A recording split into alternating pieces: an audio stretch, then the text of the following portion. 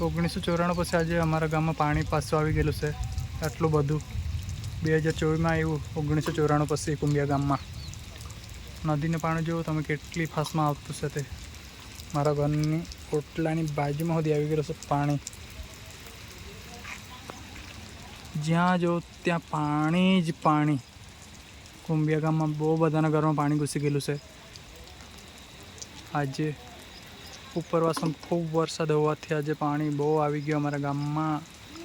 હજુ તો આવવામાં જ છે